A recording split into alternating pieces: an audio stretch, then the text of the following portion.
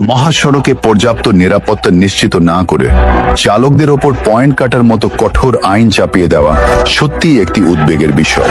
যখন একজন চালক সারাদিন জীবনের ঝুঁকি নিয়ে রাস্তায় থাকেন, তখন তাকে সহায়তার বদলে যদি কেবল শাস্তির ভয় দেখানো হয়, তবে তা মানসিক চাপের সৃষ্টি করে। লাইসেন্সের পয়েন্ট কাটার এই সিস্টেমটি মূলত উন্নত দেশগুলোর আদলে করা হলেও আমাদের দেশের বাস্তবতায়, যেমন ত্রুটিপূর্ণ রাস্তা, যান্ত্রিক ত্রুটি বা ফিটনেসবিহীন গাড়ি, এটি প্রয়োগ করা চালকদের জন্য বেশ চ্যালেঞ্জিং। আইন হোক সংস্কারের জন্য, দমনের জন্য নয়। মহাসড়কে জীবনের নিরাপত্তা নেই, অথচ পয়েন্ট কাটার আইন আছে, এ যেন মরার ওপর খাড়ার ঘা। নিরাপদ সড়ক কোথায়?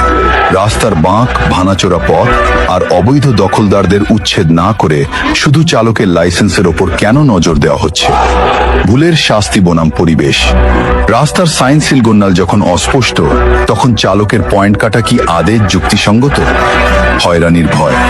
এই পয়েন্ট কাটার ক্ষমতা যদি অপব্যবহার করা হয়, তবে সাধারণ চালক কেবল পুলিশের হয়রানির শিকার হবেন। নিরাপত্তা দিন, তারপর আইন নিন। পয়েন্ট কাটা বন্ধ হোক, নিরাপদ সড়কের নিশ্চয়তা হোক। শ্রমিক মারার আইন নয়, চালকের জীবন রক্ষা হয় এমন আইন চাই। রাস্তা ঠিক নাই, নিরাপত্তা নাই, পয়েন্ট কাটার বিচার চাই। কিছু বাস্তব দাবি যা তোলা জরুরি। আইনের স্বচ্ছতা।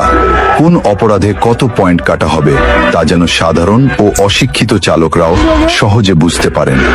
সংশোধনের সুযোগ। পয়েন্ট কাটার আগে চালককে সতর্ক করা এবং প্রশিক্ষণের মাধ্যমে পয়েন্ট ফিরে পাওয়ার ব্যবস্থা থাকা উচিত।